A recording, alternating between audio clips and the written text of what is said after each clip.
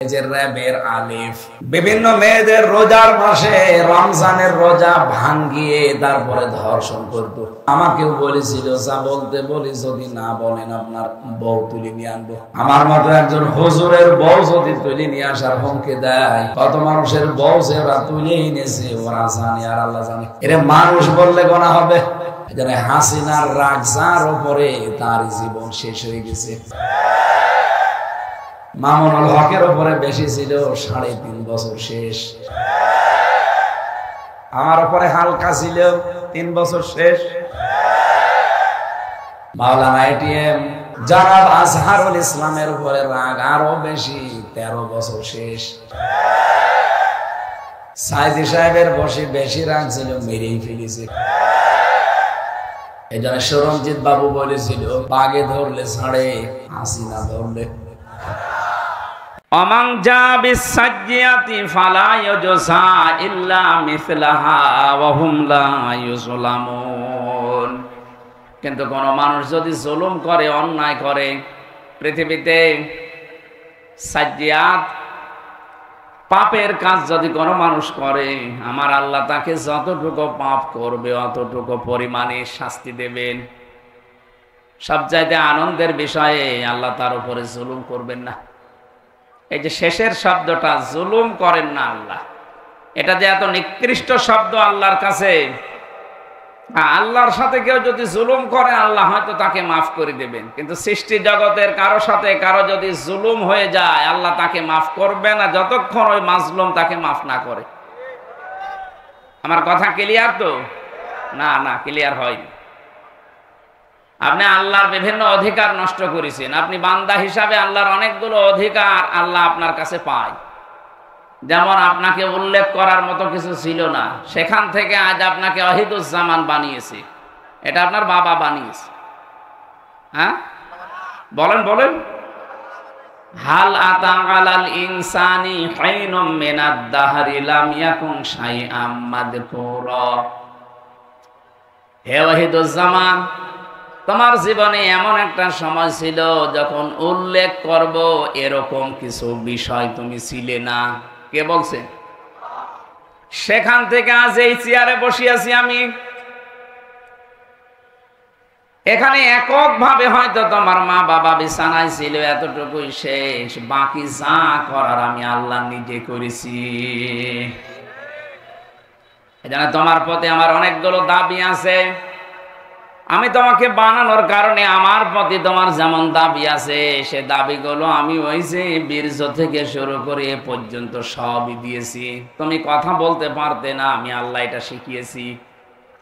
বিজ্ঞান এখন জানিয়েছে যে মানুষ কথা বলে, এক একটা কথা তৈরি হতে 27টা ধাক্কা লাগে। এই কণ্ঠে, এই কণ্ঠের ভেতরে 27টা স্তর আছে। এতগুলো ধাক্কা তৈরি হওয়ার পর একটা কথা আপনি বের করতে পারেন। কোরআন আর হাদিস জানিয়েছে প্রত্যেকটি স্তরে আল্লাহ এক একজন ফেরেশতা বসিয়ে রেখেছে আপনার এই কথা তৈরি করার জন্য। মেশিং এর ভেতরে যদি আপনি গম দেন, 3-4টা স্তর পার হওয়ার পরে আটা বের হয়।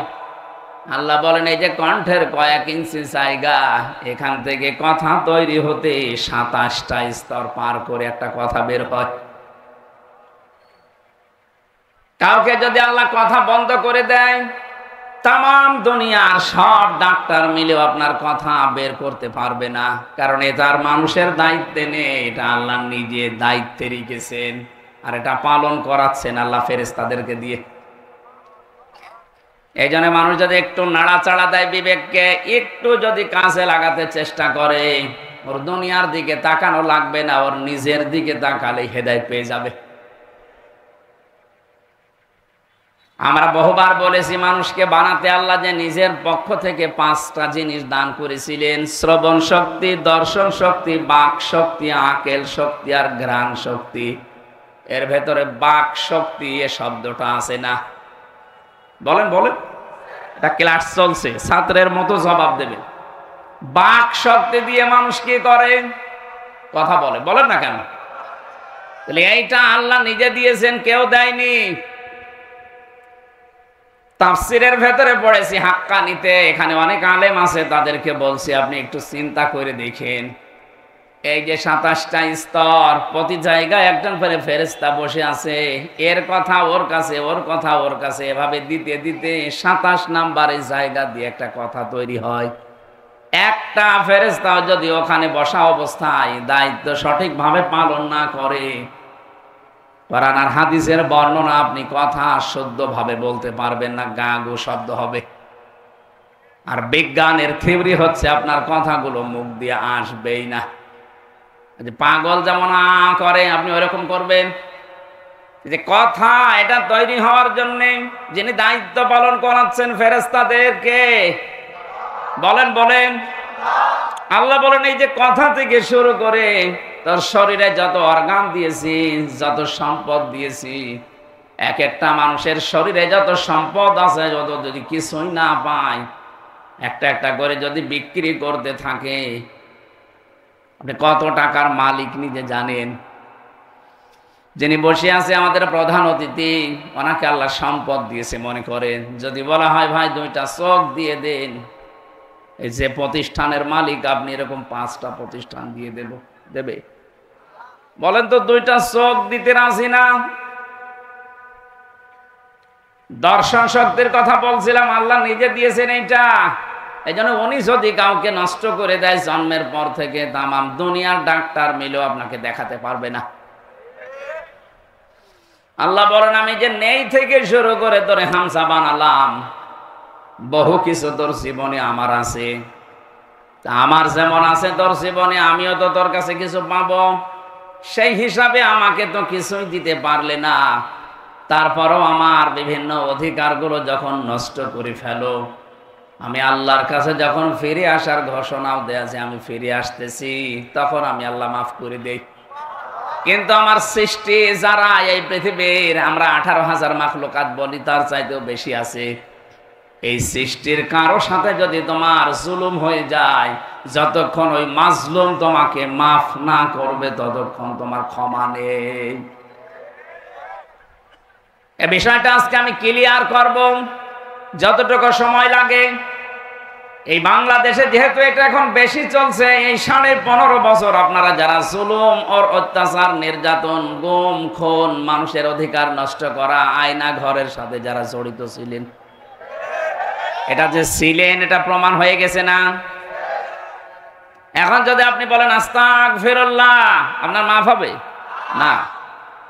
আরে ভাই, আপনি তো আল্লাহর কাছে অপরাধ করেননি, আপনি অপরাধ করেছেন হামজার কাছে। এটা আমি 3টা বছর ছেলে ছিলাম, আপনি কি আল্লাহর কাছে অপরাধ করলেন না আমার কাছে? কয়েকদিন আগে আমার মামলা সব খারিজ হয়ে গেছে, আদালত কর্তৃক প্রমাণিত যে আমার কোনো দোষ নেই, আমি নির্দোষ। তাহলে নির্দোষ মানুষকে বিনা কারণে আপনি 3টা বছর ওই ফাঁসির কন্ডেম সেলের ভেতরে রেখে দিলেন, এটা জুলুম। আরেকটু আসতে বলুন, এই জুলুমের সাথে আমার মামলার আয়ু থেকে শুরু করে যারা টপ টু বটন জড়িত, প্রত্যেকেই জালেম। জুলুম যারা করে তারা কি? ইমাম আহমেদ ইবনে হাম্বল রাহমাতুল্লাহ আলাইহি, উনি জেলে ছিলেন, ওনাকে প্রতিদিন 32টা করে চাবুক মারা হতো। এক কারারক্ষী এসে একদিন বলছে, হুজুর, জালেম কাকে বলে? জালেমদের যে বর্ণনা আপনি মাঝে মাঝে এই যে কারাগারে বসে বসে বলেন, লেখেন, তা আমি যে আপনাকে পাহারা দেই, আমি কি জালেমের ভেতরে পড়ি? আমি কি জালেমের সহযোগী হিসাবে পড়ি? আপনি একটু আমাকে বলেন তো। ইমাম আহমদ ইবনে হাম্বল বললেন, আল্লাহর বান্দা, জালেমের সহযোগী বলা হয় তাদেরকে যে মানুষগুলো যারা জুলুম করে তাদের পানি টেনে দেয়, কাপড় পরিষ্কার করে, ঘরদোর পরিষ্কার করে দেয়, নাস্তা বানিয়ে দেয়, চা টেনে দেয়। এই জালেমদের যারা এগুলো খেদমতে আছে, তারা হচ্ছে জালেমদের সহকারী। আর তুমি যেটা করছো সহকারী না, তুমি নিজে জালেম। দাঁতে কামড় দিয়ে বলছে, কি প্রশ্ন করলাম আর উত্তর পেলাম কি? প্রশ্ন না করাই ভালো ছিল। আমি জানতে চেয়েছিলাম যে আমি কি জালেমের সহযোগী কিনা, এখন তো নিজেই আমি জালেম হয়ে গেলাম। এই জুলুম থেকে মুক্ত হওয়ার জন্য কি করা লাগবে? উনি কয়েকটা টিপস দিয়েছিলেন।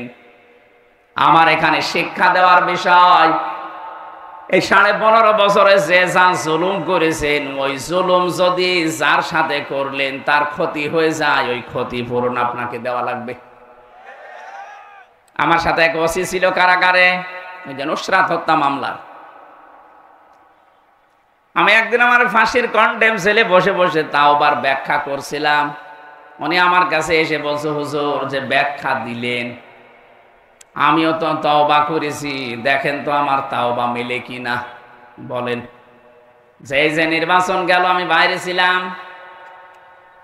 রাত 12টার পর থেকে আমার যে এসআই এবং আমার যা আছে আশপাশে কনস্টেবল, এদেরকে নিয়ে আমার আন্ডারে যারা রাত 12টার পর থেকে আল্লাহর নামে আমি ভোট কাটা আরম্ভ করলাম। এই দেখেন কোরআন শরীফ আমার সামনে এইভাবে বলছে, আমি আল্লাহর নামে ভোট কাটা আরম্ভ করলাম। ফজর পর্যন্ত কাজ করে বাক্স পরিপূর্ণ করে আমি জায়গা মতো পাঠিয়ে দিলাম। এই জন্যই তো দিনের ভোট রাতে হয়েছে। এর প্রত্যেক থানায় একই অবস্থা। ফজরের আজান দেওয়ার পরে গোসল করলাম তাড়াতাড়ি, ওযু করার পরে 2 রাকাত নামাজ আদায় করে বললাম আস্তাগফিরুল্লাহ। হুজুর আমার এই তাওবা হয়েছে। আর না, তাওবা হয়নি, এটা ভণ্ডামি। আরে ভাই, আপনি তো আল্লাহর কাছে দোষ করেননি যে আস্তাগফিরুল্লাহ পড়বেন, আপনি দোষ করেছেন হামজার কাছে। একটা এমপি বানাতে 3.5 লাখ 4 লাখ মানুষের রায় লাগে, আর আপনি নিজেই সব দিয়ে দিলেন। কথা বলেন না কেন? সুতরাং আমার মতো 3.5 থেকে 4 লাখ হামজার কাছে আপনি আগে মাফ চাবেন। আমরা যদি বলি ঠিক আছে যা তোরে ছেড়ে দিলাম, কিন্তু ভয়ঙ্কর বিষয় হচ্ছে আপনি যখন থেকে ভোট কেটেছিলেন তারপরে এই কয় বছরে অনেক মানুষ এ দুনিয়া থেকে বিদায় নিয়েছে।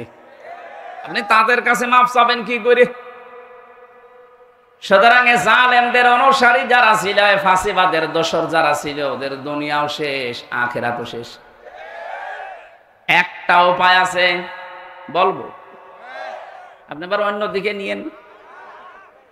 কিছু মানুষের বুদ্ধি শুধু উল্টা কাজ করে, মনে করে যে হ্যাঁ খুব ভালোই লাগছে, বিপদে যখন পড়বেন তখন টের পাবেন। এক লোক এরকম উল্টা বোঝা, আমি একটা ঘটনা পড়েছিলাম, চিন্তা করছে সারা জীবন মোটর সাইকেল চালায়, জামা এভাবে গায়ে দেয়, বাতাস লাগে বুকে, এমন কায়দায় জামা গায়ে দেবো যেন বাতাস বুকে না লাগে। জামার সামনের সাইড দিয়েছে পেছনে। এত জোরে মোটর সাইকেল, শেষ পর্যন্ত অ্যাক্সিডেন্ট করে মসজিদের পাশে পড়ে আছে। মুসল্লিরা ফজরের পরে বের হয়ে বলছে, কি গো, অ্যাক্সিডেন্ট করে ভদ্রলোক পড়ে আছে, তাড়াতাড়ি পানি নিয়ে আসেন। মসজিদের ইমাম বের হয়ে বলছে, কি বলো, দেখো এর অবস্থা, পানি কোন জায়গায় দিবা, এর মাথা তো পেছনে চলে গেছে। এরা যদি বাঁচাতে চাও তো তাড়াতাড়ি আগে মাথা ঘুরে সামনে নিয়ে আসো। 3-4 জন মিলে বা এতক্ষণ যদি নড়াচড়া ছিল, এখন আর বাঁচবে? আপনি সব জিনিস উল্টা বোঝেন কোন কারণে? এবার যেটা বলছি এটা হাদিস থেকে, এখানে যারা রেকর্ড করছে সারা দুনিয়া এটা ছড়াবে, বিশেষ করে সারা বাংলাদেশে কালকে চলে যাবে। আমার সামনে এখন এই 20,000 মানুষ না, আমার সামনে এখন 18 কোটি মানুষ। সবাইকে খুব ভালোবাসা নিয়ে বলছি, মায়া মহব্বত নিয়ে বলছি, আপনি আশা করি আপনি শুনবেন, তাহলে আপনি দুনিয়াও সফল হতে পারবেন, আখিরাতেও মুক্তি পাবেন। যারা অপরাধ করেন, জুলুম বিশেষ করে, এটা করার পরে যদি আপনি শুধু আস্তাগফিরুল্লাহ পড়েন, হবে না কেন? এক সাহাবী এসেছে, মহিলা ডাক দিয়ে বলে, হে রাসূল, আমি জিনা করে ফেলেছি যৌবনের তাড়নায়, আপনি আমার উপরে বিচার করেন, আমাকে মুক্ত করেন অপরাধ থেকে, আমি পরিত্রাণ চাই। নবীজি বললেন, ঠিক আছে, গোপন কথা কাউকে বলবা না, বাড়ি চলে যাও। মেয়েটি আবার সামনে গিয়ে বলে, না, আপনি বিচার করেন, আমি মুক্ত হতে চাই। কারণ পৃথিবীতে 3টা অপরাধের শাস্তি আল্লাহ ডবল ডবল করে দেবে। কয়টা? আরো জোরে আর একবার বলেন। সূরা ফুরকান 19 নাম্বার পারা 4 নাম্বার পৃষ্ঠার 14 নাম্বার লাইনের 78 নাম্বার কি 68 নাম্বার আয়াতের প্রথম অংশে আছে, ওয়াল্লাযীনা লা ইয়াদউনা মা'আল্লাহি ইলাহান আখারা ওয়া লা ইয়াকতুলুনান নাফসাল্লাতী হারামাল্লাহু ইল্লা বিল হক ওয়া লা ইয়াজনুন। রহমানের বান্দাদের গুনাহগুণ বর্ণনা করতে গিয়ে আল্লাহ জানিয়েছেন, আমি আল্লাহর বান্দা বলে যারা দুনিয়ায় দাবি করবে তাদের কমপক্ষে জীবনে 3টি কাজ তো থাকবেই না। আমি আল্লাহকে তারা ডাকবে, কিন্তু আমার পাশাপাশি অন্য কাউকে তারা ডাকবে না। অথচ এই কাজটা বাংলাদেশে বেশি হচ্ছে। এই যে মা'আল্লাহ, আল্লাহর সাথে ইলাহান আখারা, অন্য কাউকে যে ডাকে। আল্লাহ বলেন আল্লাযীনা লা ইয়াদউনা, তোমরা ডাকবা না মা'আল্লাহ, আল্লাহর সাথে ইলাহান আখারা, অন্য কাউকে। আপনি দেখেন তো এদেশের বহু জায়গায় আজ আল্লাহর নামে কিছুক্ষণ স্মরণ করে, জিকির করে, এরপরে আপনি এমন এমন শব্দ শুনবেন, ইয়া আলী বাবা, শাহ আলী বাবা, পাগলা বাবা, কেল্লা বাবা। তার মানে আল্লাহকে ডাকার পাশাপাশি অন্য কাউকে ডাকলেন, আপনি শিরিক করছেন। আপনি বুঝে করেন আর না বুঝে করেন, এদেশে নেই। এগুলোর মূল হোতা যারা, আপনি মানুষকে জাহান্নামে নিয়ে যাচ্ছেন, নিজেও যাচ্ছেন, জাতিকে নিয়ে যাচ্ছেন। আমি সতর্ক করার জন্য বলছি, আজকে থেকে আপনি থামবেন। আল্লাহর সাথে অন্য কাউকে ডাকা জায়েজ নেই। কথা বলেন না কেন? আল্লাহর নামের বাদ দিয়ে অন্য কাউকে যারা ডাকে, সূরা আরাফ 180 নাম্বার আয়াতের মাঝের অংশে আছে, আল্লাহ রাব্বুল আলামিন বলেন, লিল্লাহিল আসমাউল হুসনা ফাদউহু বিহা ওয়া দারুল্লাযীনা ইউলহিদুনা ফি আসমাই। এই যে ইলহাদ, আলেম যারা আছে তারা বুঝবে, যারা আল্লাহর সাথে ইলহাদ করে, উল্টা পাল্টা করে, আল্লাহর নামকে রং ঢং দেয়, কিছুক্ষণ লা ইলাহা ইল্লাল্লাহ, এরপরে ইল্লাল্লাহ, এরপরে হু হু, এরপরে অন্য কিছু যোগ করে। কোরআনে কারীমের নির্দেশ অনুযায়ী এগুলো প্রকাশ্য নিষেধ। আশা করছি আপনি জীবনে আর এই কাজ করবেন না, তাহলে ডবল শাস্তি পাবেন। এর পরের শব্দে আল্লাহ ডবল শাস্তির কথা নিজেই জানিয়েছেন, ইয়াদাফু লাহুল আযাবু ইয়াউমাল কিয়ামাহ। আল্লাহ পাক বলেন ডবল শাস্তি দেব কিয়ামতে। আজকে থেকে সিদ্ধান্ত নেওয়া যায় না, বলেন। আল্লাহর সাথে আমরা আর কাউকে ডাকতে পারি না, সে বাবা হোক, চাচা হোক, কথা বলেন না কেন? যত বড় আল্লাহর ওলি দাবি করুক, পীর সাহেব হোক, খাজা বাবা হোক না, আল্লাহ ছাড়া আমি কাউকে ডাকতে পারি না জিকির হিসাবে। প্রশ্ন আসতে পারে, ওরা জিকির হিসাবে ডাকে না, আল্লাহকে পাওয়ার জন্য ওইটা মাধ্যম হিসাবে, এটাও জায়েজ নেই। সূরা জুমার লিয়ুকাররিবুনা ইলাল্লাহি যুলফা। আল্লাহ পাক বলেন, নবী ওদেরকে যদি জিজ্ঞাসা করো যে দেবতাদেরকে ডাকো কেন, ওরা বলবে না এদের ডাকি না, এদের মাধ্যমে আমরা আল্লাহর কাছে যেতে চাই। আমি নাম ধরছি একটা, আপনি বেশি নাম না। যে আমার তাহেরি ভাই যে বিভিন্ন নাম সে জিকির বানিয়েছে, কেল্লা বাবা, শালি বাবা, ফতে বাবা, কত বাবা। এদেরকে আপনি জিজ্ঞাসা করবেন যে আল্লাহর নামে জিকির করলেন, পাশাপাশি কাদের, ওরা বলবে এদেরকে আমরা ডাকি না, এদের সম্মান মর্যাদা ডাকা ডাকি করি আল্লাহকে পাওয়ার জন্য। ১৫০০ বছর আগে ওই মুশরিকরা যা বলেছে ওরাও তাই বলছে। আজকে থেকে এই ভুল পথে আর পা বাড়াবেন না। আল্লাহর সাথে অন্য কাউকে আপনি মিলাবেন না। মনে শান্তি পেতে চান, আল্লাযীনা আমানু ওয়া তাতমাইন্নু কুলুবুহুম বিযিকরিল্লাহ, আলা বিযিকরিল্লাহি তাতমাইন্নুল কুলুব। সূরা রাদের ভেতরে আল্লাহ জানিয়েছেন যাদের ঈমান আছে তাদের অন্তরে শান্তি আসবে শুধুমাত্র আল্লাহর নামে। কার নামে? বলেন বলেন। কে আল্লাহ বাবার নামে শান্তি আসা সম্ভব? জাতির বাবার নামে না। এ পৃথিবীতে শান্তি শুধু মুমিনের অন্তরে আসবে আল্লাহর নামে। জেনে রাখো, আল্লাহর নামে মানুষের অন্তরে একটা আলাদা শান্তি তৈরি হয়। এটার বাংলা নাম অনির্বচন সুখ।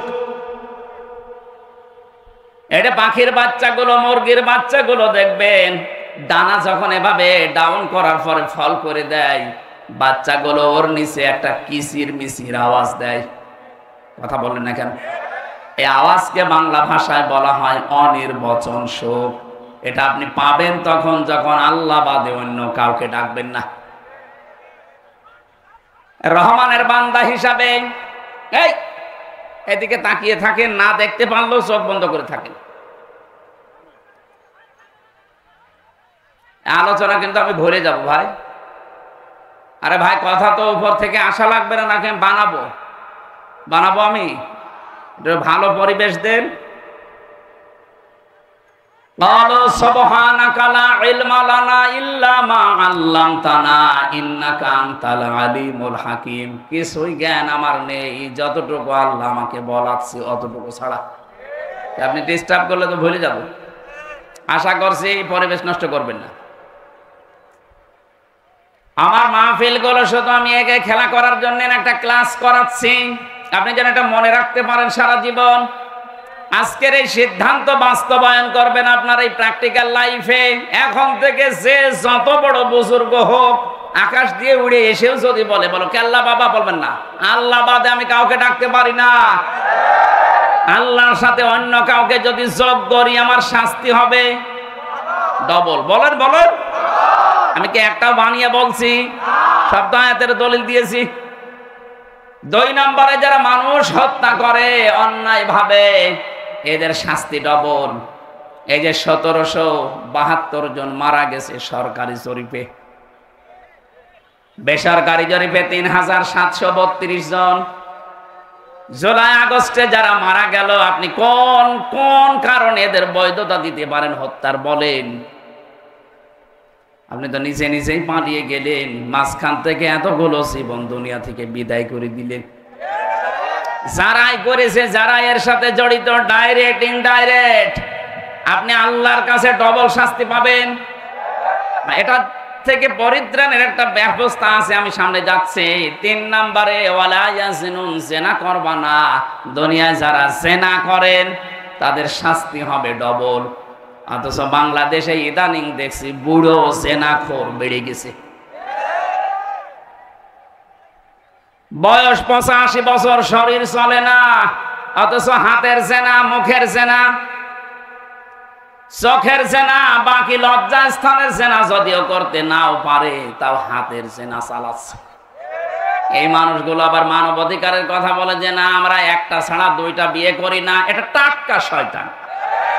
তোর তো পদ্ধতি জায়েজ আছে 4টা পর্যন্ত, তোর লাগলে 4টা করবি, তুই জেনা করিস কেন? এই কথা বলে না কেন? আমারে যখন রিমান্ডে 10 দিন নিয়েছিল, ওই সময় এক মুসলমান অফিসার আমারে বলছে, আপনার আকিস গ্রুপের মালিক এই যে ডাক্তার মহিউদ্দিন, উনি 4 বিয়ে করেছে, উনি মানবাধিকার লঙ্ঘন করেছে। কেন? একটা পুরুষ যদি 4 বিয়ে করতে পারে, তাহলে এক মহিলা 4 বিয়ে করতে পারবে না? মানে একটা মহিলা যদি 4 বিয়ে করে, সন্তান হলে কোনটারে বাবা বলবে? আমারা বলছে ডিএনএ টেস্ট করে যে এটার আসল, ওইটা বলবে বাবা। কত বড় শয়তান দেখছি! কোরআনেরও ভুল ধরিস। ওই দিন আমার সামনে বলছে আল্লাহরও ভুল আছে, অথচ নাম সুন্দর, রাকিবুল ইসলাম। কি সুন্দর নাম দেখেছেন? এখন পালিয়েছে। আমার মনে হয় এখন থাকলেও মানুষ পিটিয়ে মেরে ফেলছে। এই মানুষগুলোর এখন দেখা যাচ্ছে এদের সাথে যোগসূত্র ছিল পরিমণি। কথা বলছেন না কেন? এটা আজকে বের হয়েছে স্বামী কায়সার। এই মহিলা বিভিন্ন মুরব্বী মানুষের ঘুম পাড়িয়ে তারপরে ঘরে যেত। বলেন সুবহানাল্লাহ। অন্য কোন সেনা যদি নাও হয়, হাতের সেনা, মুখের সেনা, এই কথা বলছে না কেন? সমাজটা ঘুণে ধরে গেছে আল্লাহর ইসলামের বিধানগুলো, এরা এত খারাপ দৃষ্টিতে দেখে। কেউ যদি সংসার 2টা 3টা 4টা করে, ও বলে যে ওর চরিত্র খারাপ। আরে ভাই, ওর চরিত্র ভালো, ও তোর মতো হোটেলে রাত কাটায় না। এই কথা বলে না কেন? এখন সেগুলো ধরা পড়ছে। আপনি একটার চরিত্র দেখান তো যে এটার ভালো। আমি কোরআন শরীফ সামনে নিয়ে বলছি, একটারও যদি বলতে পারেন যে না এইটা অন্তত ভালো আছে, দরবেশ, এ তো আরো খারাপ। মুরব্বী মানুষ অন্যের বউ আল্লাহ রাস্তায় নিয়ে চলে গেছে। ও টাঙ্গাইলবাসী, সেনা যারা করে তাদের শাস্তি হবে 1টা না 2টা? আরো জোরে বলেন। এই মহিলা কিন্তু জেনা করে বলেছিল, হে নবী আপনাকে আমি মুক্ত করেন আমাকে, আমি ডবল শাস্তি পেতে চাই না, কারণ আমি কোরআন নিজে জানি, কিন্তু যৌবনের তাড়নায় করে ফেলেছি। নবী যেবার বললেন ঠিক আছে, জেনা করার পরে কি গর্ভবতী হয়েছে? বলে হ্যাঁ। না, এখনই বিচার করা যাবে না, তোমার অপরাধ আছে, কিন্তু পেটে যেটা আছে ওর তো অপরাধ নেই। আমি বিনা অপরাধে কাউকে শাস্তি দিতে পারি না। যাও, এটা খালাস হওয়ার পরে আসবা। মেয়েটা যখন এসেছে ডাক দিয়ে বললেন এখনো অবিচার হবে না, কারণ এই বাচ্চাটা 2 বছর দুধ পান করবে, এটা তার হক। এবার বলেন তো, দুধ পান করার দায়িত্ব মায়ের না বাবার? আপনি আন্দাজে বলেন। এখানে আলেম বসিনি? হ্যাঁ, আলেমরা বলেন তো, দুধ পান করাবে মা না বাবা? হ্যাঁ, না না। এবার কোরআন বলছে, আমি আলেমদেরকে আপনি দেখবেন, ওয়ালিদাতু ইরদি'না আওলাদাহুন্না হাওলাইনি কামিলাইনি লিমান আরাদা আইয়ুতিম্মার রাদা। সূরা বাকারা 2 নম্বর পারা 17 নম্বর পৃষ্ঠার 1ম নম্বর লাইনে 232 নম্বর আয়াত প্রথম অংশে আছে। আল্লাহ লিমান আরাদা আইয়ুতিম্মার রাদা, এটা মুযাক্কার দিয়েছেন নাকি মুয়ান্নাস? মুযাক্কার দিয়েছেন। পুরুষ, পুরুষের কোন ম্যাচিং পত্র আছে? যাদের অন্তত পুরুষ মানুষ তারা তো বলতে পারেন আমাদের আছে। আল্লাহ আমার পুরুষ মানুষের শব্দ দিলেন কেন? সন্তানের জন্য দুধ খাওয়ানোর যত রকমের খরচপাতি আছে, যত রকমের অর্থনৈতিক বিষয়, সব দায়িত্ব আল্লাহ বাবাকে দিয়েছেন। মায়ের কোনো দায়িত্ব নেই। উনি যদি পান নাও করায় দুধ, ওনার গুনাহ হবে না। কথা বলেন না কেন? এই জন্য ওই জামানার নিয়ম ছিল, সন্তান হওয়ার পরে পাঠিয়ে দিত বাবা। 2 বছর আগে দুধ খাওয়ানোর যত খরচ আছে বাবার পক্ষ থেকে দেওয়া হতো। এইটাই নিয়ম ইসলামের। আমার মনে হয় মাইকে বলা এটা ঠিক হলো না, কারণ আমারও তো 40 দিন আগে একটা বাচ্চা হয়েছে। ম্যাডাম যদি লাইভ দেখে বলবে ঠিক আছে তোমার মেয়ে তুমি নিয়ে যাও, নাই তো এক একটা মেয়ের জন্য 5 লাখ টাকা করে দেওয়া লাগবে। ও সাথে আমার তাই দেওয়া লাগবে, কারণ মেয়ে তো আমার বাঁচানো লাগবে। কথা বলেন না কেন?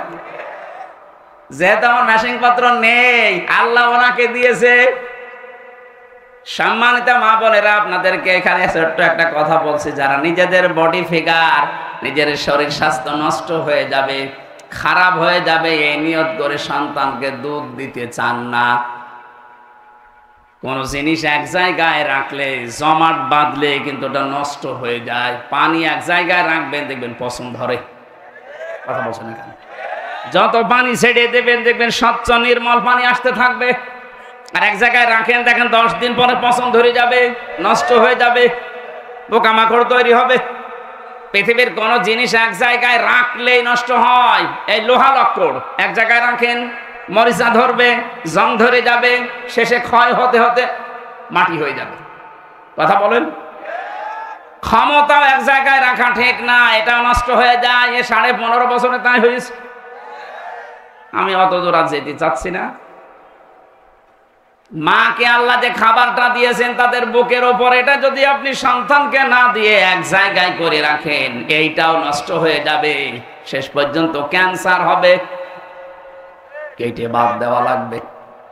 যাক, আমার বিষয় ওইটা না, আমি শুধু একটা ট্রান্স দিলাম।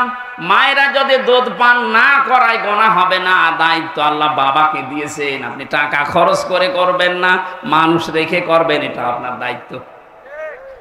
নবীজি বললেন এই দুধটা যেহেতু ওর বাবা, আপনি বলতে পারছেন না কে ওর বাবা, আর যে বাবার নাম বলবেন ও বাবা তো দায়িত্ব নেবে না, কারণ সন্তানটা জারজ। কথা বলেন না কেন? নবীজি এই জন্য বলেছিলেন 2 বছর অন্তত দুধ খাওয়াও, এবং শক্ত খাবার খাওয়া শিখলে আমার কাছে নিয়ে আসো। 2 বছর পরে রুটি দিয়ে বলছে, হে রাসূল এই দেখেন খাওয়া শিখে গেছে। ছেলেটাকে নিয়ে নবীজি একজন সাহাবীকে বললেন, এই যে তোমার দায়িত্ব দিয়ে দিলাম, নাও মেয়েটাকে মাটির ভেতরে গেড়ে দাও। পাথর মারা আরম্ভ হয়ে গেল। হযরত খালিদ ইবনে ওয়ালিদ বলেন, এত জোরে একটা পাথর মারলাম, থিনকে দিয়ে রক্ত আমার শরীরে এসে টাচ করিস। আমি বরদোয়া দিলাম, ভৎসনা দিলাম, ভোরও কঞ্চিত করলাম, সি কার রক্ত আমার শরীরে লেগে গেছে। নবীজির কানে কথা যাওয়ার সঙ্গে সঙ্গে বিশ্ব নবী বললেন, থামো, এ কথা বলবা না। তুমি নবী না আমি নবী, আমি যা দেখতে পাই তুমি তা দেখতে পাও না, আর আমি যা জানি তুমি তা জানো না। এই মহিলার যে তাওবা, এই মহিলার যে অনুশোচনা এবং এই গুনাহ মাফ করার যে পদ্ধতিও দুনিয়ায় দেখিয়ে গেল, এরকম কোন জালেম যদি পৃথিবীতে এইভাবে তাওবা করতে পারে, আল্লাহ তাকেও মাফ করে দেবেন। আমি কি বোঝালাম এই ঘটনা থেকে? শুধু সুবহানাল্লাহ, আলহামদুলিল্লাহ, আল্লাহু আকবার, নাউজুবিল্লাহ পড়া না। এই এদিকে তাকান। এই 15.5 বছর যারা জুলুম, নির্যাতন, অত্যাচার করেছেন, আপনি তো আল্লাহর সাথে কিছু করেননি, করেছেন জনগণের সাথে, সৃষ্টি জগতের সাথে। এই কথা বলেন না কেন? যে গাছগুলো কাটার কথা ছিল না, আপনি ক্ষমতা পেয়ে গাছগুলো কেটেছেন, এরকম গাছ দেশে নেই। ওই মহিলাকে নবীজি কিন্তু প্রথমেই বলতে পারতেন, যা হয়েছে হয়েছে, আস্তাগফিরুল্লাহ পড়ে নাও, পারতেন না? বলেন না কেন? বলেছিলেন না। মানে তিনবার এসে যখন বলেছে আমি মুক্ত হতে চাই, এ গুনার শাস্তি যেহেতু ডবল কোরআন ঘোষণা দিচ্ছে, সুতরাং আমি কিয়ামতের দিন পরিত্রাণ পেতে চাই, হে নবী আপনি আমাকে পরিষ্কার করেন। নবীজি পরিষ্কার যেভাবে করেছিলেন, হে বাংলার মানুষেরা, এ 15.5 বছরে যারা জুলুম করেছো মানুষের উপরে, তোমাদেরকেও আমরা পরিষ্কার করতে চাই। শুধু আস্তাগফিরুল্লাহ হবে না, আপনার জন্য হাজারো মানুষ এই 15 বছর ঘরে থাকতে পারে নাই। হাজার হাজার মিথ্যা মামলা নিয়ে কেউ গাছতলায়, কেউ বাঁশতলায়, কেউ ধানের জমিতে রাত কাটিয়েছে। আপনি গমের সাথে, খুনের সাথে, আয়না ঘরের সাথে আপনি জড়িত। মিথ্যা মামলা নিজে দিতেন, নিজেই ছাড়িয়ে নিয়ে আসতেন, মাঝখান থেকে ওর পরিবারের কাছে 8-10 লাখ টাকা নিয়ে নিতেন। এরকম ব্যবসা দেশে ছিল না? এই কথা বলে না কেন? এই ব্যবসাগুলো যারা করে কোটি কোটি টাকার মালিক হয়ে গেলেন, এখন আপনি আল্লাহর কাছে বললেন আস্তাগফিরুল্লাহ, আল্লাহ কি পাগল হয়ে গেছে? আপনি তো ক্ষতি করলেন হামসার। আমার প্রায় 30 থেকে 32 লাখ টাকা এই 3.5 বছরে গেছে। আমি চাই এই ক্ষতিপূরণ আমাকে দেওয়া লাগবে, যেহেতু আমি নির্দোষ, আদালত কর্তৃক প্রমাণিত, আমার কোনো দোষ পাইনি। তাহলে 32 লাখ টাকা আমার মামলার আয়ু থেকে শুরু করে যারা জড়িত ছিল সবার কাছে আমার দাবি। এবং 3টা বছর আপনি ফাঁসির কন্টেন্ট ছেলে আমাকে রেখেছেন, আমিও চাই 3 বছর আপনি থাকবেন। কথা বলেন না কেন? 10 দিন আপনি রিমান্ডে থাকবেন ওই মাটির নিচে। এতগুলো কাজ করার পরে বলেন আস্তাগফিরুল্লাহ, যান। এইভাবে যদি আপনি অপরাধের তাওবা না করেন, এই দেশে সামনে যারা আসবে তারা আরো ভয়ঙ্কর জালেম হবে। আমরা চাই এই তওবা হোক। আমি কথা বোঝাতে পেরেছি? খালি বলো হুজুর দোয়া করেন আমি ভালো হয়ে যাচ্ছি, আস্তাগফিরুল্লাহ। আরে আস্তাগফিরুল্লাহ কার কাছে পড়িস? তুই কি আল্লাহর কাছে দোষ করলি এদের কাছে? হাজারো ইমাম বাধ্য হয়ে তোর কারণে, তোর জুলুমের কারণে কথা বলতে পারেনি। এরকম আলেম দেশে ছিল না? বাইতুল মুকাররমের মতো জায়গায় বসে বসে কোরআনের সঠিক ব্যাখ্যাগুলো যদি দিত, এ দেশটা আরো আগেই স্বাধীন হয়ে যেত। ওখানে বসে বসে ম্যাও ম্যাও করে আর কওমি জননী নাম দেয় জালেমের। জেলখানার ভেতরে মাওলানা মামুনুল হক সহ যতগুলো আলেম, 76 জন আলেম ছিল, আমার মাঝে মাঝে বলতো এ করলো কি, এর বাবা তো ভালো ছিল, আর এই জালেমাকে একটা নৌকা পাওয়ার জন্য কওমি সননি দিয়ে দিল। নাউজুবিল্লাহ। যার হাতে দেশের হাজার হাজার মানুষ সেই 6 সালের অক্টোবর থেকে শুরু করে 6 সালের 28শে অক্টোবর থেকে শুরু করে 24 আগস্টের 5 তারিখ পর্যন্ত হাজার হাজার মানুষ হত্যার রক্ত যার হাতে লেগে আছে, আর তাকে আপনি কওমি সননি উপাধি দিয়ে দিলেন। আপনি মানুষ, আপনি দিয়েছিলেন এই কারণে যে আপনি যেন নৌকা মার্কা পান। কথা বলবেন না কেন?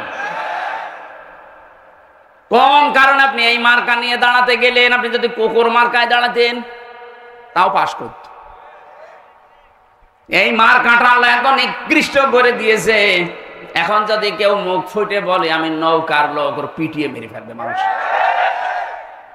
শুধু টাঙ্গাইলে না, সারা দেশে একই অবস্থা। আমার 630টা থানায় মাহফিল নেওয়া আছে সারা বাংলাদেশে, প্রায় জায়গায় তো এখন যাচ্ছে, যেখানে যায় ওই নাম যদি কেউ বলে আগে গালি দেয়। জালেমদেরকে আল্লাহ বলেন আমি নিজে ঘৃণিত করে দেই। জালেমদের উপরে ঘৃণা জন্মায় কে? পুরা সৃষ্টি জগতের ভেতরে তাদের প্রতি রাগ তৈরি হয় আল্লাহর পক্ষ থেকে। এটা আমি বানালাম। সূরা শুরার 42 নম্বর আয়াতে আছে ইন্নামাস সাবিলু আলাল্লাযিনা ইয়াযলিমুনান নাস। আল্লাহ পাক বলেন অবশ্যই আমি আল্লাহ নিজে মামলা দেব জালেমদের বিরুদ্ধে। আল্লাহর মামলার আসামি জালেমরা, তাহলে আল্লাহর সৃষ্টি জগৎ তাদের উপরে মন খারাপ করবে না? কথা বলুন। এই জন্যই তো মানুষ জালেমদেরকে দেখতে পারে না, সে যেই হোক। ইয়াজিদ জালেম ছিল, অথচ নামটা ভালো, আল্লাহ তার প্রতি ঘৃণা তৈরি করে দিয়েছে মানুষের। চেঙ্গিস খান, কেউ কি শুনেছেন যে তার ছেলের নাম চেঙ্গিস খান রাখে? হিটলার, এক কথা বলছে না কেন? আপনি কত ইহুদির সাথে মিলেছি বাইরের দেশে, এই যে সিঙ্গাপুরে, মালয়েশিয়া, থাইল্যান্ডে বিভিন্ন দেশ ঘুরলাম, কত ইহুদির সাথে আমি গাড়িতে চড়েছি, ট্রেনে, বাসে, কোনো মানুষের নাম হিটলার আমি শুনিনি। ইয়াজিদের নাম আমি শুনিনি, চেঙ্গিস খানের নাম আমি শুনিনি, অথচ নামগুলো তো খারাপ না। চেঙ্গিস খান কেউ রাখে? কারণ জালেমদের প্রতি ঘৃণা তৈরি করে দেয় কে? আরো জোরে। রমজানে সৌদিতে ছিলাম, মক্কা থেকে ওই বদরের ময়দানে যাবার সময় একটা গাড়ি ভাড়া করলাম, যে ড্রাইভার মদিনায় বাড়ি ওনার, আমারে বলছে ইয়া হাজি ওল হজ্জা তাই না বিলাদুকা। ও হাজি, দেশ কোথায়? জি তো বিন বাংলাদেশ, আমি বাংলাদেশ থেকে এসেছি। আমারে বলছে হারামি। কি বলেন আপনি? বলছে তোমাকে বলি নাই, তোমার দেশের যে দায়িত্ব আছে ওটা একটা হারামি। বলো ওইটা ঠিক আছে। আমারে বলছেন আপনি? না, তুমি ওই দেশের মানুষ, দেখেছেন এই দেশে বাড়ি, আমারে পর্যন্ত চোখ গরম করে হারামি বলছে, অথচ জীবনেও দেখিওনি। খালি মোবাইলে ইউটিউবে কর্মকাণ্ড গুলো একটু দেখে। এখান থেকে 6000 কিলোমিটার, এত দূরের মানুষের ভেতরে আল্লাহ ঘৃণা তৈরি করে দিয়েছে। এটা হামজা তৈরি করেছেন আল্লাহ। আরো জোরে। আমরা যেন এরকম জুলুম না করি, আমাদের প্রতি আল্লাহ ঘৃণা তৈরি করে দেবে এই সৃষ্টি জগতের। কথা বলেন ঠিক কিনা? এই জন্য আমি আপনাদেরকে যেন বিপদে না পড়েন বাঁচাতে চাই। সত্যি আপনাদের ভালোবাসি। আপনারা এখনো যদি নিজেকে মুক্ত করতে চান, ওই মহিলার মতো শাস্তিটা নেন। চুরি করেছেন, হাত কেটে দেওয়া হবে। এই কথা বলছেন এখন? আমার মনে হয় এই বিধানটা যদি বাংলাদেশে জারি হয়, যে 350 এমপির একটারও হাত থাকার কথা। আপনি জেনা করেছেন, আপনাকে ওই মহিলার মতো কি পাথর নিক্ষেপ করে বিদায় করা হবে। এইটাও যদি এদেশে কোরআনের এই আইনটা, সূরা নূরের আইন, এটা যদি চালু হয়, এই দেশে বহু মানুষকে আপনি মাথা খুঁজে পাবেন না, শুধু বডি। যারা এই চাঁদাবাজির সাথে জড়িত ছিল, এক বেলা ভাত খেতে পারে না, অথচ 15 বছরের ব্যবধানে এখন কত কোটি কোটি টাকার মালিক তারা। এই মানুষগুলোর শাস্তি, এই যাদের কাছে যা করেছেন তার ওইগুলো আগে ফেরত দিয়ে দেন। ওই ক্ষতিপূরণ তাকে দেওয়া লাগবে। যাকে বৈষম্যের শিকার করে 15 বছর তার চেয়ারে বসতে দেননি, তাকে ওই জায়গায় আগে পৌঁছিয়ে দেওয়া লাগবে। এই কথা বলছেন না কেন? কয়েকদিন আগে আমি এক এসপি অফিসে গিয়েছিলাম, আমি নাম নিলাম না। উনি আমারে বলছিলেন 15.5 বছর আমি বৈষম্যের শিকার ছিলাম, 5 তারিখের পর থেকে আমার এই দায়িত্বটা দিয়েছে। তাহলে এরকম বহু মানুষ যারা বৈষম্যের শিকার হয়ে জুলুমের শিকার হয়েছিলেন, তাদের ওই ক্ষতিপূরণ গুলো আগে পোষান, তারপরে বলেন আস্তাগফিরুল্লাহ। নয়তো আপনার আস্তাগফিরুল্লাহ হবে ওই ওসির মতো, রাতের বেলা ভোট কাটে আর ভোরবেলা বলে আস্তাগফিরুল্লাহ। আল্লাহ আমাদেরকে বাঁচান। আল্লাহ বলেন আমি জুলুম করি না, যতটুকু অপরাধ করবা অতটুকুর জন্য আমি আল্লাহ তোমার শাস্তি দেব, সওয়াব গুনাহ দেব, কিন্তু আমি জুলুম করব না। আজকের তেলাওয়াত কিন্তু আয়াত একটা পরিচিত, আমার মনে হয় এখানে অধিকাংশ যারা একামতের দিন এই শব্দের সাথে পরিচিত, এই আয়াত তারা জানে, কিন্তু এর ভেতরে এমন গুরুত্বপূর্ণ কিছু তথ্য আছে, আমরা আবিষ্কার করার চেষ্টা চালাবো ইনশাআল্লাহ। আমাদের কষ্ট হচ্ছে, এখনো ছোট হুজুর আছে, আসতেছে, জবান খুলে কোরআনের আয়াত পড়ে না। আউযু বিল্লাহি মিনাশ শাইতানির রাজিম, বিসমিল্লাহির রহমানির রহিম।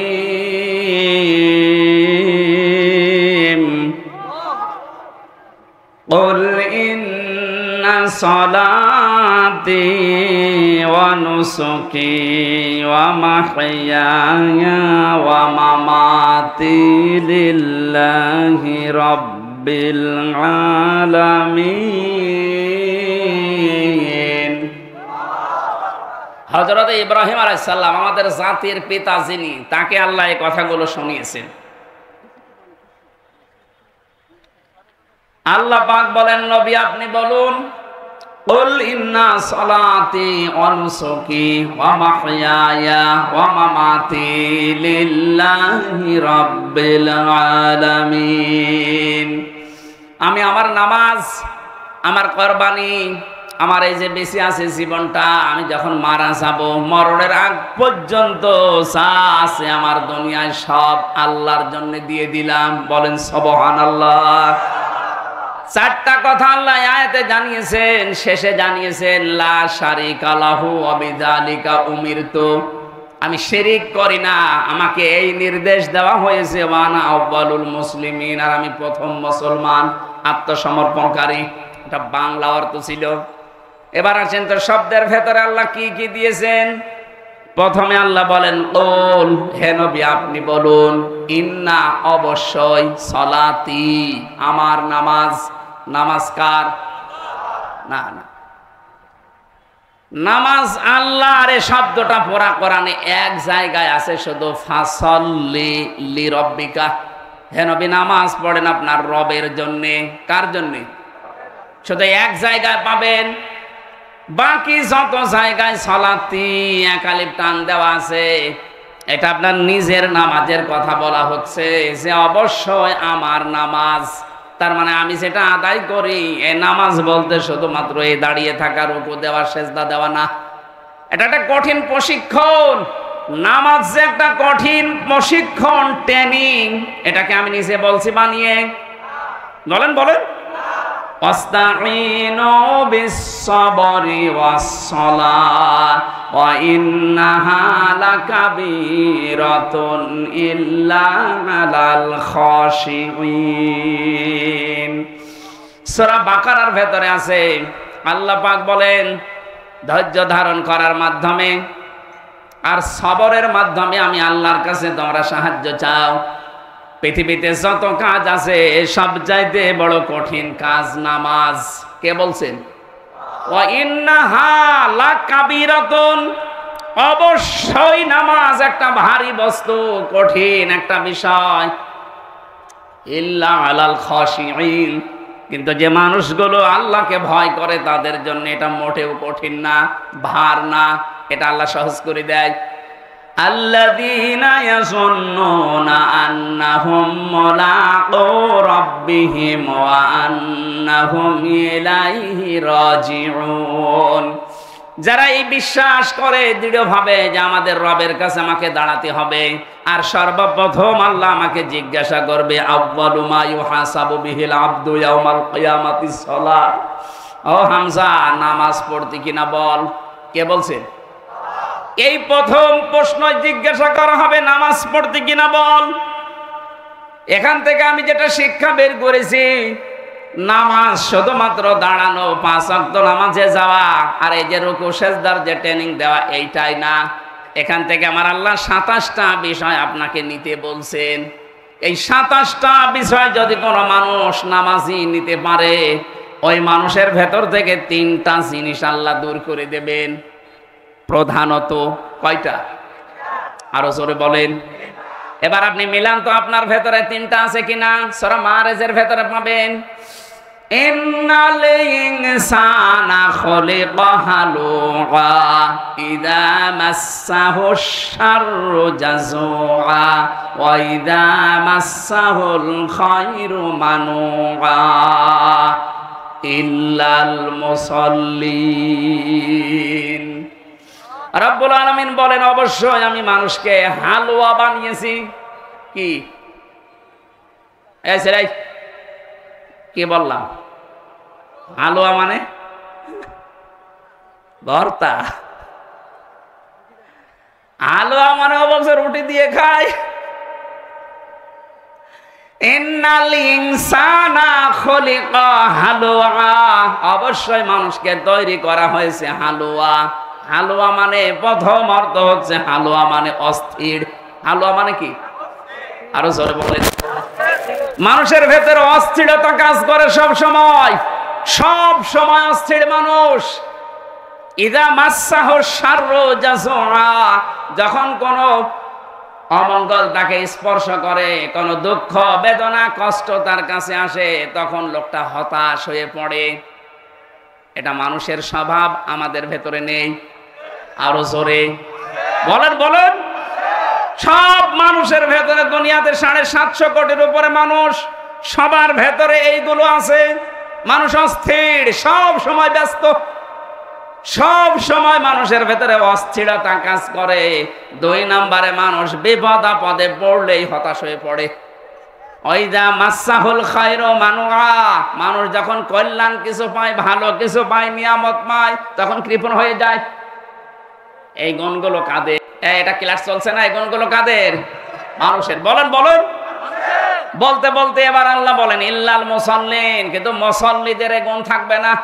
আমার প্রশ্ন, আমরা যারা এখানে নামাজ আদায় করি তাদেরকে মুসাল্লি বলা হয়, এই গুণ আমাদের ভেতরে আছে না নেই? তাহলে আল্লাহর কথা ঠিক না। আল্লাহ বলেন কোন মুসাল্লি জানো? আল্লাযীনা হুম আলা সালাতিহিম দাইমুন। বলেন আল্লাহু আকবার। পৃথিবীতে ওই মুসাল্লিদের ভেতরে এই গুণগুলো থাকবে না, যেই মুসাল্লিরা তাদের নামাজে নিয়মিত। 3 ওয়াক্ত পড়ে, 2 ওয়াক্ত পড়ে না এমন না। নামাজের ভেতরে যারা নিয়মিত, দাইমুন, এর ভেতরে যারা নিমজ্জিত থাকে, লেগে থাকে, এবং এখান থেকে পঠিত বিষয় এবং এই যে শারীরিক যে বিষয়গুলো আছে, এগুলো মানুষ শিক্ষা নিয়ে অর্জন করে। পঠিত বিষয় একটা আর প্র্যাকটিক্যাল বিষয় একটা। 5 ওয়াক্ত আযান হবে, নামাজে যাবেন, আসবেন, দাঁড়াবেন, রুকু সেজদা সালাম ফেরানো, এগুলো একটা ব্যায়াম। এগুলো কি? এগুলো শারীরিক ভাবে আপনি করছেন। আর মুখ দিয়ে কিছু উচ্চারণ করা লাগে, আল্লাহু আকবার থেকে শুরু করে সালাম ফেরানো পর্যন্ত যা বলবেন এগুলো পঠিত ইবাদত। এ পড়াটার ভেতরে আমি 27টা শিক্ষা পেয়েছি। এটা তাফসিরে ফি জিলালিল কোরআনে পাবেন। কোন মুসল্লি যদি এই 27টা শিক্ষা নিয়ে তার প্র্যাকটিক্যাল লাইফে মিলাতে পারে, এই আয়াতের হক তার জীবনে আদায় হয়, সে যেন বলতে পারে ক্বালে ইন্না সলাতি, আমার নামাজ। এগুলো যদি নিতে না পারেন, কিয়ামত পর্যন্ত নামাজ পড়ে যাবেন, আমার নামাজ বলতে পারবেন না।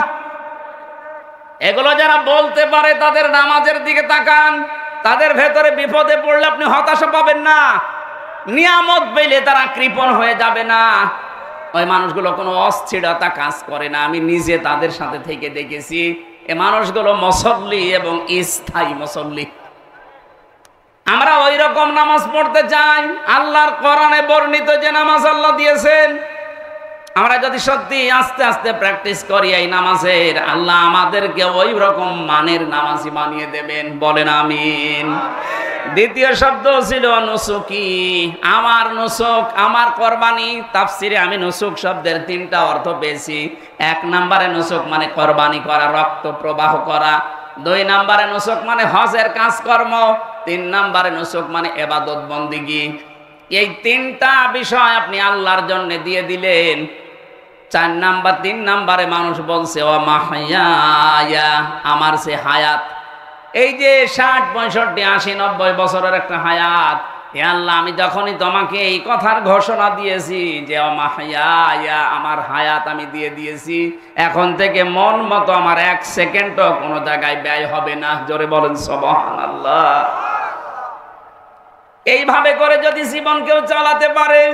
4 নাম্বারটা ও মামাতি, আমার যে মরণ আসবে, এই মরণের আগ পর্যন্ত আমার এই সারা জীবনের এই 33 বছর হামসার বয়স, এই 33 বছরটাই আমি পবিত্র পরিষ্কার করে তোমাকে দেখাবো। এই জন্য যখন ফেরেশতারা আসবে, জালেম যারা মারা যায় তাদের সামনে, আল্লাহ কোরআনে কারিমে সূরা নাহালের ভেতরে তুলে ধরেছেন, আল্লাযীনা তাতাওয়াফাহুমুল মালাইকাতু যালিমি আনফুসিহিম ফাআলকাবুস সালামা মা কুন্না না'মালু মিন সু বালা ইন্নাল্লাহা আলীমুম বিমা কুনতুম তা'মালুন ফাদখুলু আবওয়াবা জাহান্নামা খালিদিনা ফিহা ফালাবিসা মাসওয়াল মুতাকাব্বিরিন। জোরে বলেন আল্লাহু আকবার। আল্লাহ বলেন মালাইকা ফেরেশতারা যখন আসবে, একজনের নাম দেননি মালাকুন না, মালাইকা ফেরেশতারা আসবে বহু বছর। জালেমদের সামনে যখন ফেরেশতারা আসবে, এ মানুষগুলো তখন নিজেদের অপকর্মের কথাটা তুলে ধরবে। যখন ফেরেশতারা এই যে দেখ, এটা দেখার পরে তখন থেকে তারা আফসোস শুরু হবে। আল্লাহ রাব্বুল আলামিন এটা তো বেঈমান যারা, জালেম যারা, তাদের এই দুঃখের বর্ণনা দিচ্ছিলেন। যেখানেই কোরআনে পেয়েছি দুঃখের কথা, তারপরেই পেয়েছি আশার কথা।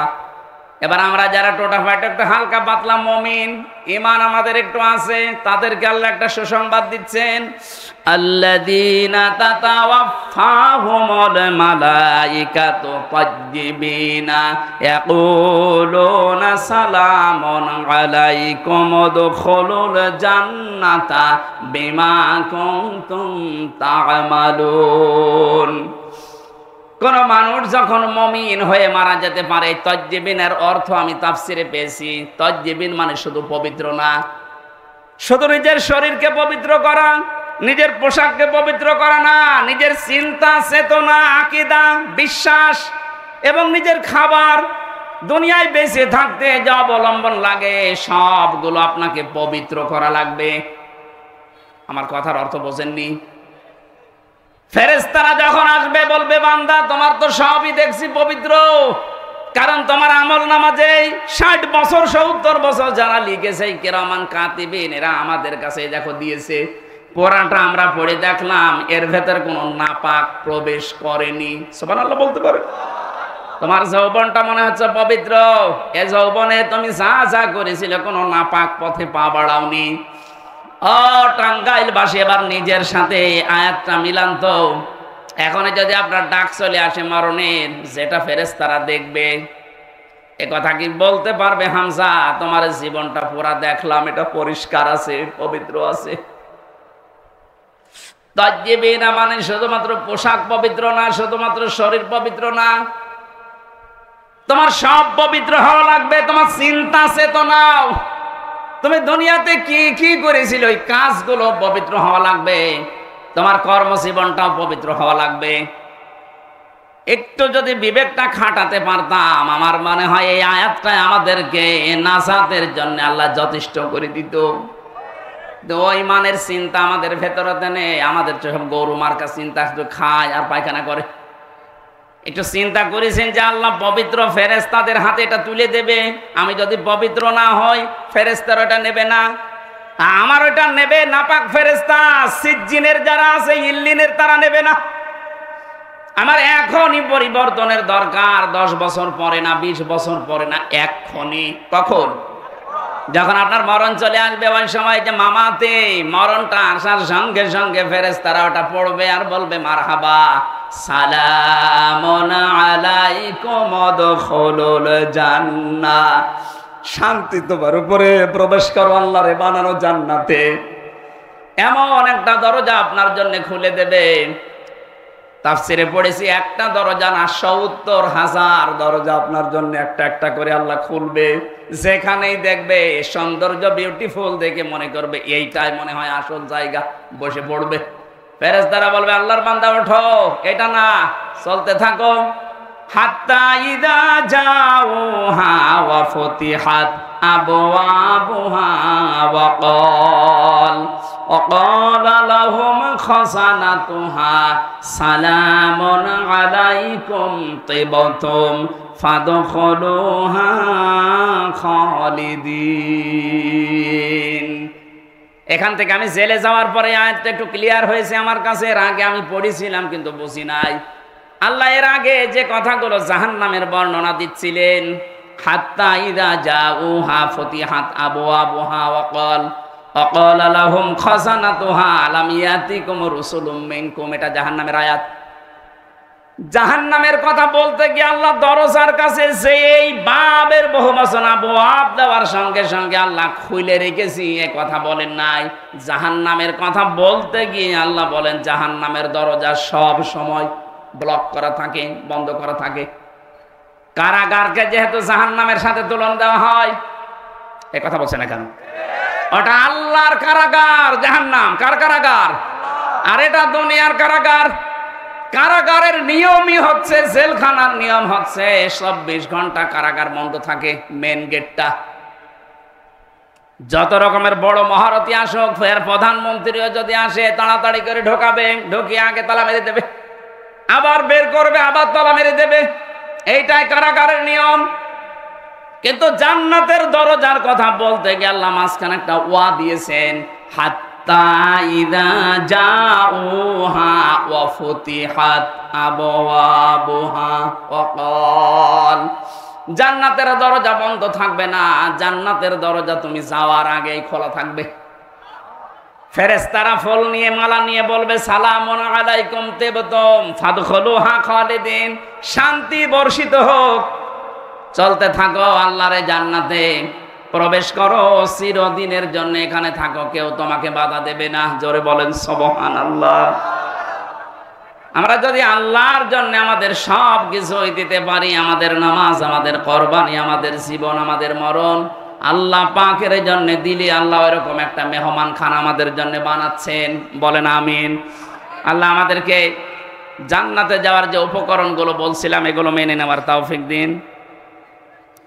আমার নামাজে মনোযোগ বসে না, তাতে আমার করণীয় কি? করণীয় তো আছেই। নামাজের ভেতরে মনোযোগ না বসলে পাপ কাজ ছেড়ে দেওয়া লাগবে, এই জন্য মনোযোগ আসতেছে না। এখন আজান হবে, 5 মিনিট আছে। আমার ছোট ভাই মাওলানা রফিকুল ইসলাম মাদানী, আজকে ওর আর আমার মাহফিলে আসলে এক জায়গায় ছিল, কিন্তু আপনারা মানে 2টায় ভেজাল বাদ দিয়েছে। আগামীতে আমরা আসলে আরো বেশি কথা বলতে পারবো। আর এমনি সারাদিন আজকে অনুষ্ঠান, সে ফজরের পর থেকে 12:30 পর্যন্ত অনুষ্ঠান করে জার্নি করে আসলাম। আগামীতে আসলে কথা বলবো। আজকে ওই ভাইয়ের কাছে কথা শুনে আমি যতটুকু বলেছি আল্লাহ আমাকে এবং আপনাদেরকে মনে রেখে আমল করার তৌফিক দান করুন। হাদা মানে ইনদি আলাইহি আলাইহি তাওয়াক্কালতু ওয়া ইলাইহি উনীব। আসসালামু আলাইকুম। আজান দিয়ে এখানে নামাজ পড়ে ওনারা তুলে